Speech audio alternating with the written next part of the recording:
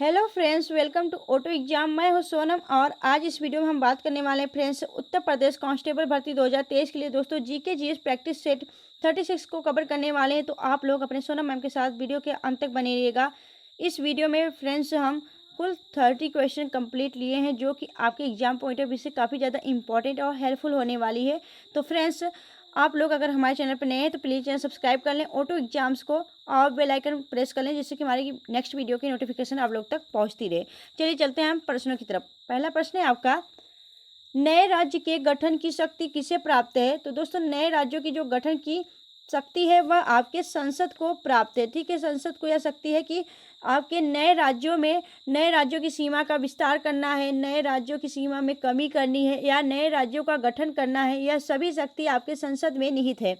अगर वहीं हम पूछे कि संसद के कुल कितने अंग हैं, तो दोस्तों संसद के कुल 3 अंग हैं। कौन कौन से? एक तो आपका राष्ट्रपति, दूसरा आपका लोकसभा और तीसरा आपका राज्यसभा। यह सभी तीनों आपके कौन से हैं? यह आपके संसद के अंग माने जाते हैं, याद रखिएगा।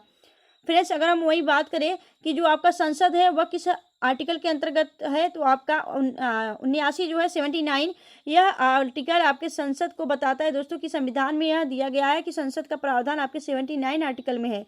वहीं अगर हम राज्यसभा की बात करें तो राज्यसभा आपके आर्टिकल 80 में है और लोकसभा आपके आर्टिकल 81 में है। ठीक है, तो याद रखिएगा आप लोग 79, 80, 81। ठीक है, याद रखिएगा किस किस आर्टिकल में कौन कौन सा आपका निर्धारित किया गया है, याद रखिएगा। चलिए हम आगे चलते हैं नेक्स्ट क्वेश्चन की तरफ। अगला क्वेश्चन है आपका, लक्ष्मी मल सिंघवी समिति किससे संबंधित है? तो लक्ष्मी मल जो सिंघवी समिति है वह आपके पंचायती राज से संबंधित है। पंचायती राज आपका राइट आंसर हो जाएगा। लक्ष्मी मल सिंघवी समिति है भारत के पंचायती राज से संबंधित है। ठीक है, समितियों में से एक है, आपका राइट आंसर हो जाएगा बी। चलिए आगे चलते हैं हम नेक्स्ट क्वेश्चन की तरफ। अगला क्वेश्चन आपका है, भारतीय संविधान के किस भाग के अंतर्गत नागरिकों को मौलिक अधिकार प्रदान किए गए हैं? तो दोस्तों मौलिक अधिकार किस आर्टिकल के तहत प्रदान किए गए हैं? तो आपके भाग 3 आपका राइट आंसर हो जाएगा। भाग 3 ए आपका राइट आंसर हो जाएगा। भाग 3 अनुच्छेद आपके 12 से लेके 35 तक आपके कहा दिया गया दोस्तों, आपके दिया गया है नागरिकों के मौलिक अधिकार से संबंधित है, यानी फंडामेंटल राइट से संबंधित है। वही बात करें हम दोस्तों, ठीक है, अगर हम 1 से 4 की बात करें तो एक आर्टिकल से लेके आपके 4 आर्टिकल तक किससे संबंधित है? ये इसके अंतर्गत भारतीय संघ एवं उसके राज्य क्षेत्र का वर्णन किया गया है भारत। ठीक है, चलिए आगे चलते हैं हम नेक्स्ट क्वेश्चन की तरफ। अगला क्वेश्चन आपका है, अनुच्छेद 18 का संबंध है। तो दोस्तों अनुच्छेद 18 का क्या संबंध है? तो इसमें दोस्तों उपाधियों का अंत दिया गया है। भारत के नागरिक किसी भी विदेशी उपाधि धारण नहीं करेंगे, किसी भी उपाधि या उपहार नहीं धारण करेंगे, याद रखिएगा। यह उपाधियों का जो अंत है वह आपके आर्टिकल 18 में निहित है। ठीक है, वहीं अगर हम बात करें अस्पृश्यता का अंत जो है वह किससे संबंधित है? यह आर्टिकल 17 से संबंधित है, अस्पृश्यता का अंत। ठीक है, ठीक है, चलिए आगे चलते हैं। अगर हम वाक एवं अभिव्यक्ति की स्वतंत्रता की बात करें तो यह आपके 19(1) में दोस्तों 19(1) में यह आपका निहित है, याद रखिएगा। चलिए आगे चलते हैं हम नेक्स्ट क्वेश्चन की तरफ। अगला क्वेश्चन आपका है, भारत के संविधान में प्रेस की स्वतंत्रता का प्रत्यक्ष प्रावधान नहीं है, लेकिन यह स्वतंत्रता किस अनुच्छेद में अंतर्निहित है? तो यह आपका राइट आंसर हो जाएगा आर्टिकल 19(a) में। दोस्तों आर्टिकल 19(a) में आपको दिया गया है। ठीक है, स्वतंत्रता याद रखिएगा। चलिए आगे चलते हैं हम नेक्स्ट क्वेश्चन की तरफ। अगला क्वेश्चन आपका है, सर्वोच्च न्यायालय के न्यायाधीशों की नियुक्ति किसके द्वारा की जाती है? तो दोस्तों सर्वोच्च न्यायालय के जो न्यायाधीश होते हैं उनकी नियुक्ति राष्ट्रपति द्वारा की जाती है। वहीं अगर हम बात करें दोस्तों, यह जो आपका सर्वोच्च न्यायालय है वह किस आर्टिकल के अंतर्गत आता है? तो यह संविधान के अनुच्छेद 124 के खंड 2 में दोस्तों यह दिया गया है। और यह आपका जो सर्वोच्च न्यायालय है वह आपके संविधान के भाग 5 में दोस्तों अनुच्छेद 124 से लेके 147 तक है। ठीक है, 147 तक आपका यह दिया गया है, सर्वोच्च न्यायालय के प्रावधान का वर्णन किया गया है। ठीक है, और यह जो है आपका राष्ट्रपति न्यायाधीशों की जो नियुक्ति करता है वह आपके आर्टिकल 124 के खंड 2 के अनुसार इसकी नियुक्ति की जाती है। चलिए आगे चलते हैं नेक्स्ट क्वेश्चन की तरफ। अगला क्वेश्चन आपका है, भारत के दक्षिणी बिंदु में स्थित है। तो भारत के दक्षिणी बिंदु में क्या स्थित है दोस्तों? तो आपका राइट आंसर हो जाएगा ग्रेट निकोबार। ग्रेट निकोबार आपके भारत के दक्षिणी बिंदु में स्थित है, याद रखिएगा। चलिए आगे चलते हैं हम नेक्स्ट क्वेश्चन तरफ। अगला क्वेश्चन आपका है कि भारत में सबसे अधिक लोगों द्वारा बोली जाने वाली भाषाओं का समूह है। तो दोस्तों भारत में सबसे अधिक जो भाषाएं बोली जाती हैं वह किन लोगों द्वारा बोली जाती हैं? तो आपका राइट आंसर हो जाएगा इंडो आर्यन। इंडो आर्यन द्वारा आपकी सबसे अधिक भाषाएं बोली जाती हैं। चलिए आगे चलते हैं हम नेक्स्ट क्वेश्चन तरफ। अगला क्वेश्चन आपका है ज़्यादातर भारतीय समूह हैं। तो दोस्तों ज़्यादातर जो भारतीय समूह हैं वह कैसे हैं? तो ज़्यादातर भारतीय समूह के लोग हैं वह आपके काकेसाइड हैं, याद रखिएगा, काकेसाइड है, याद रखिएगा। चलिए आगे चलते हैं नेक्स्ट क्वेश्चन तरफ। अगला क्वेश्चन आपका है कि निम्नलिखित में से केंद्र शासित प्रदेशों में से कहाँ ओंग जनजाति पाई जाती हैं? तो दोस्तों यह आपका काफ़ी इंपॉर्टेंट है, ओंग जनजाति। ओंग जनजाति कहाँ पाई जाती है दोस्तों? तो आपका राइट आंसर हो जाएगा ओंग जनजाति आपके अंडमान निकोबार में पड़ती हैं। ठीक है, अंडमान निकोबार क्या है हमारा दोस्तों? एक द्वीप समूह है। और अंडमान निकोबार की बात करें तो अंडमान निकोबार का जो आपका राजधानी है यानी कैपिटल वह क्या है? तो इसकी जो कैपिटल है वह है पोर्ट ब्लेयर। अंडमान निकोबार में द्वीपों की संख्या कितनी है दोस्तों? तो अंडमान निकोबार में द्वीपों की संख्या आपका पूरा टोटल कितना है? तो 572 छोटे बड़े द्वीप मिला के कुल 572 द्वीप हैं अंडमान निकोबार में। इसकी राजधानी पोर्ट ब्लेयर है। और यहाँ पे एक सक्रिय ज्वालामुखी है दोस्तों, भारत का एकमात्र सक्रिय ज्वालामुखी वैरन ज्वालामुखी आपका कहाँ पे स्थित है? यह आपके अंडमान निकोबार में ही स्थित है। ठीक है दोस्तों, तो याद रखिएगा फ्रेंड्स, अगर आपको वीडियो अच्छी लग रही है, हेल्पफुल लग रही है तो प्लीज़ वीडियो को लाइक करते हुए चलिएगा। फ्रेंड्स अगर आप हमारे चैनल पर नए हैं तो प्लीज़ चैनल सब्सक्राइब कर लें ऑटो एग्जाम्स को। चलिए आगे चलते हैं हम नेक्स्ट क्वेश्चन की तरफ। अगला क्वेश्चन आपका है सांभर झील राजस्थान के निम्नलिखित शहरों में से किसके निकटतम स्थित है? तो आपका राइट आंसर हो जाएगा जयपुर। दोस्तों जो सांभर झील है ना वह खारे पानी की झील है और काफ़ी मात्रा में यहाँ से नमक निकाला जाता है। यह जो है आपके जयपुर से निकटतम है दोस्तों सांभर झील। अगर हम बात करें कि जो यह राजस्थान की राजधानी है जयपुर, इसे किस नाम से जानते हैं? तो राजस्थान की राजधानी जयपुर को पिंक सिटी के अलावा पूर्व का पेरिस भी कहा जाता है इसे। और यहाँ पे दोस्तों आपके भेड़ एवं ऊन प्रशिक्षण संस्थान भी स्थित है, तो याद रखिएगा, इंपॉर्टेंट है आप सबके लिए। आगे चलेंगे हम नेक्स्ट क्वेश्चन देखेंगे। अगला क्वेश्चन आपका है कि भारत की निम्नलिखित में पूर्व में बहने वाली नदियों में से कौन सा डाउन वापिंग के कारण दरार घाटी बनाता है? तो आपका राइट आंसर हो जाएगा दामोदर घाटी। दोस्तों दामोदर घाटी जो है वह दरार घाटी बनाता है, याद रखिएगा। ठीक है, जो दामोदर घाटी है वह दरार घाटी बनाती है। और दामोदर घाटी जो उद्गम होता है वह कहाँ से होता है? तो दामोदर घाटी के जो उद्गम है वह झारखंड के छोटा नागपुर से पठार से होता है इसका उद्गम। और यह झारखंड के अलावा वेस्ट बंगाल में भी बहता है। और इसे वेस्ट बंगाल यानी आपके पश्चिम बंगाल का शोक भी कहा जाता है। ठीक है, पश्चिम बंगाल का शोक आपके दामोदर घाटी को ही कहा जाता है। दामोदर घाटी पे एक परियोजना स्थित है दोस्तों। तो दामोदर घाटी पर भारत की पहली बहुउद्देशीय परियोजना, स्वतंत्र भारत की पहली बहुउद्देशीय परियोजना आपकी दामोदर घाटी परियोजना है, याद रखिएगा। चलिए हम आगे चलते हैं नेक्स्ट क्वेश्चन की तरफ। अगला क्वेश्चन आपका है निम्नलिखित में से कौन सा भारत में सबसे बड़ा शिपयार्ड है? तो दोस्तों आपका राइट आंसर हो जाएगा सबसे बड़ा जो शिपयार्ड है वह कौन सा है? तो आपका राइट आंसर हो जाएगा भारत में सबसे बड़ा शिपयार्ड आपका विशाखापट्टनम है, याद रखिएगा। विशाखापट्टनम आपका राइट आंसर हो जाएगा। देश का सबसे बड़ा आपका बंदरगाह है, याद रखिएगा। चलिए आगे चलते हैं हम नेक्स्ट क्वेश्चन की तरफ। अगला क्वेश्चन आपका है समुद्री बंदरगाहों और राज्यों के निम्नलिखित जोड़े में से कौन सा सही मेल नहीं खाता है? तो दोस्तों इसमें से एक आपका सही नहीं है, वही आपको बताना है। तो आपका राइट आंसर जो आपका कांडला गुजरात में, ठीक है, पारादीप उड़ीसा में, यह भी ठीक है, क्विलोन केरल में स्थित है, ऐसा ही है। आपका काकीनाड जो है वह महाराष्ट्र में नहीं स्थित है, आपका राइट आंसर हो जाएगा काकीनाड महाराष्ट्र वाला। चलिए आगे देखेंगे। अगला क्वेश्चन आपका है निम्नलिखित में से कौन पुष्टि मार्ग नामक व्यक्ति संप्रदाय के संस्थापक थे? तो आपका राइट आंसर हो जाएगा वल्लभाचार्य। ठीक है, वल्लभाचार्य को दोस्तों पुष्टि मार्ग नामक व्यक्ति संप्रदाय के संस्थापक थे। वल्लभाचार्य दोस्तों आपके भगवान के कृष्ण के रूप में माने जाते थे। इनके 4 शिष्य थे दोस्तों। कौन कौन से इनके शिष्य थे? तो इनके 4 शिष्य भी आपसे पूछा जाता है एग्जाम में। तो इनके 4 शिष्य थे वल्लभाचार्य के, सूरदास, कृष्णदास, परमानंद दास और आपके कुंभन दास। यह सभी आपके अष्ट छाप के कवि हैं दोस्तों।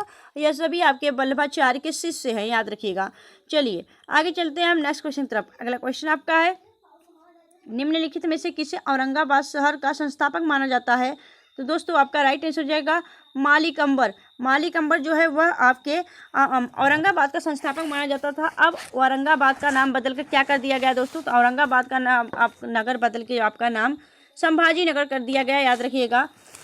यह महाराष्ट्र में स्थित है। चलिए आगे चलते हैं नेक्स्ट क्वेश्चन तरफ। अगला क्वेश्चन आपका है, जनवरी 1931 में महात्मा गांधी की जेल से रिहाई के बाद कांग्रेस नेताओं की भविष्य की कार्रवाई की योजना बनाने के लिए डैश में मुलाकात की। तो आपका राइट आंसर हो जाएगा, यह जो मुलाकात थी दोस्तों इलाहाबाद में किया गया था। इलाहाबाद में आपका राइट आंसर हो जाएगा।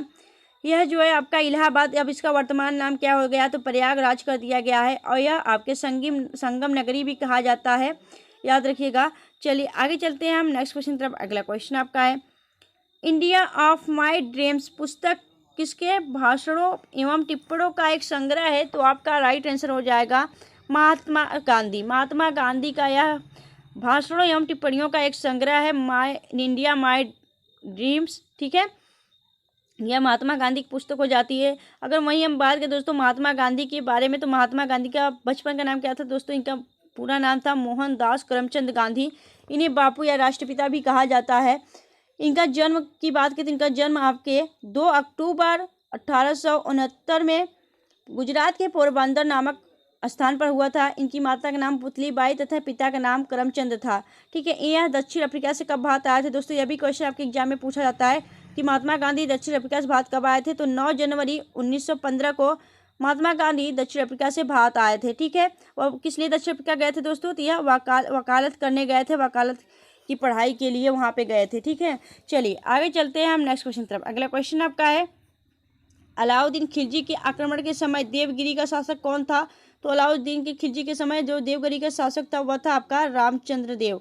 ठीक है, चलिए आगे चलते हैं नेक्स्ट क्वेश्चन तरफ। अगला क्वेश्चन आपका है, दिल्ली सल्तनत के किस शासक ने अपने आप को खलीफा घोषित किया था? तो दोस्तों जो दिल्ली का शासक था मुबारक खिलजी। ठीक है, मुबारक खिलजी ने अपने आप को खलीफा घोषित किया था, याद रखिएगा। यह क्वेश्चन काफ़ी इंपॉर्टेंट है। दिल्ली का सल्तनत मुबारक खिलजी ने अपने आप को खलीफा घोषित किया था। चलिए आगे देखेंगे। अगला क्वेश्चन आपका है, दीवाने ए कोही किससे संबंधित है? तो दोस्तों दीवाने ए कोही जो है आपके मोहम्मद बिन तुगलक ने शुरू की थी। मोहम्मद बिन तुगलक ने दीवाने ए कोही एक कृषि संबंधित विभाग था दोस्तों। यह किसानों की सहायता के लिए दीवान ए कोही शुरू किया गया था। मोहम्मद बिन तुगलक की बात करें तो मोहम्मद बिन तुगलक वंश का शासक था। और तुगलक वंश की स्थापना किसने की थी? तो तुगलक वंश की स्थापना गियासुद्दीन तुगलक ने की थी दोस्तों। गियासुद्दीन तुगलक आपका प्रथम शासक था तुगलक वंश का, उसने ही स्थापना किया था तुगलक वंश का। अगर हम बात करें कि मोहम्मद बिन तुगलक दोस्तों आपका इसके ही शासन काल में मोरक्को का जो यात्री था इब्न बतूता, इसके ही शासन काल में भारत आया था। यह जो है मोहम्मद बिन तुगलक दिल्ली सल्तनत का सबसे विद्वान शासक माना जाता है। यह गणितज्ञ, भौगोलिक विज्ञान और खगोल शास्त्र विज्ञान का विद्वान था दोस्तों, याद रखिएगा। यह सभी का विद्वान माना जाता है, काफ़ी यह आपका जानकार था। चलिए आगे चलते हैं हम नेक्स्ट क्वेश्चन तरफ। अगला क्वेश्चन आपका है, केवलादेव राष्ट्रीय उद्यान भरतपुर राजस्थान को किस वर्ष यूनेस्को के विश्व विरासत स्थल में शामिल किया गया था? तो आपका राइट आंसर हो जाएगा ऑप्शन ए 1985 में इसे यूनेस्को द्वारा विश्व विरासत स्थल घोषित किया गया था केवलादेव राष्ट्रीय उद्यान को। ठीक है, केवलादेव राष्ट्रीय उद्यान आपका राइट आंसर हो जाएगा 1985। ठीक है, चलिए आगे चलते हैं नेक्स्ट क्वेश्चन तरफ। अगला क्वेश्चन आपका है कि अकबर ने सन 1979 में, ठीक है सॉरी 1579 है आपका, अकबर ने सन 1579 यानी आपका 1579 में किस स्थान पर इबादत खाना स्थापित करवाया था? तो आपका राइट आंसर है फतेहपुर सीकरी। ठीक है, उत्तर प्रदेश के फतेहपुर सीकरी में दोस्तों इसने एक इबादत खाना स्थापित करवाया था अकबर ने। इबादत खाना किससे संबंधित था दोस्तों? तो आपके धार्मिक चर्चाएं करने के लिए, धार्मिक स्थलों की, ठीक है, धार्मिक पूजा पाठों की, यह सब जो काम था वह इबादत खाना में होता था। इबादत खाना आपके फतेहपुर सीकरी में स्थापित करवाया गया था आपके अकबर के द्वारा। ठीक है, चलिए आगे देखेंगे। तो अगला क्वेश्चन आपका है, उत्तर प्रदेश राज्य का पुलिस मुख्यालय कहाँ स्थित है? तो उत्तर प्रदेश राज्य का जो पुलिस मुख्यालय है वह आपके लखनऊ में स्थित है। लखनऊ आपका राइट आंसर हो जाएगा। अगर वही हम बात करें कि लखनऊ में कौन सा शोध संस्थान स्थित है, अनुसंधान संस्थान स्थित है, तो आपका केंद्रीय औषधि अनुसंधान संस्थान लखनऊ में ही स्थित है। भारतीय विश्व विज्ञान अनुसंधान संस्थान लखनऊ में स्थित है। राष्ट्रीय औषधि अनुसंधान संस्थान यह भी आपके लखनऊ में स्थित है। और भारतीय पशु चिकित्सा अनुसंधान संस्थान यह भी आपके लखनऊ में स्थित है, याद रखिएगा, काफ़ी इंपॉर्टेंट है। लखनऊ क्या दोस्तों? आपके उत्तर प्रदेश की राजधानी लखनऊ है, जो कि गोमती नदी के किनारे स्थित है।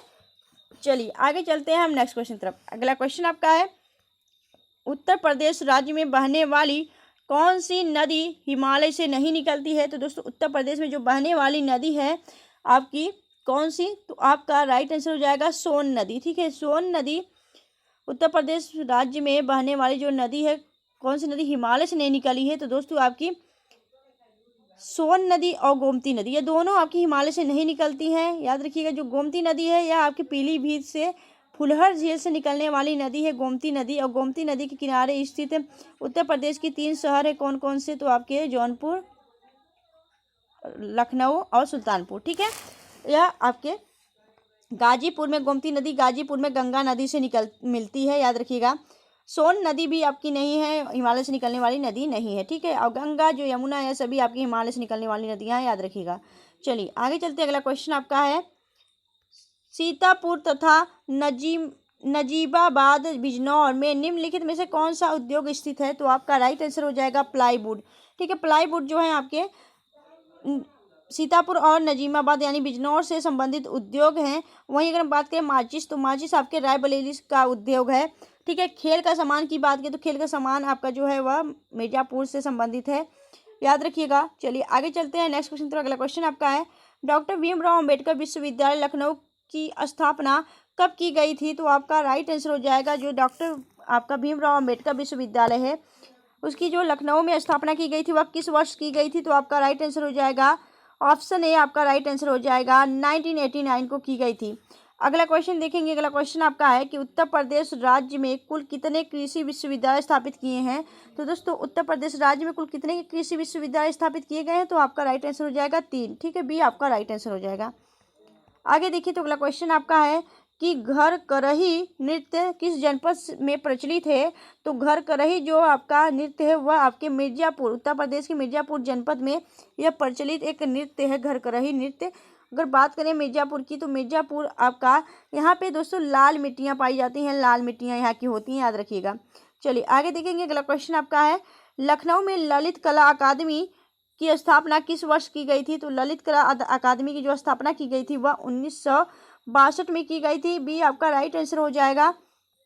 फ्रेंड्स, अगर आपको वीडियो अच्छी लगती है, हेल्पफुल लगती है, अपने सोनम मैम की मेहनत अच्छी लगती है तो प्लीज़ वीडियो को लाइक करें। फ्रेंड्स, अगर आप हमारे चैनल पर नए थे प्लीज़ चैनल सब्सक्राइब कर लें, ऑटो एग्जाम्स को, और बेल आइकन प्रेस कर लें, जिससे कि हमारी वीडियो की नेक्स्ट नोटिफिकेशन आप लोगों तक पहुंचती रहे, आप लोग अपनी कंटिन्यू प्रिपरेशन करते रहें। ठीक है, तो दोस्तों मिलेंगे आपसे नेक्स्ट वीडियो में ऐसे ही बेस्ट कंटेंट के साथ। तब तक के लिए bye bye and take care.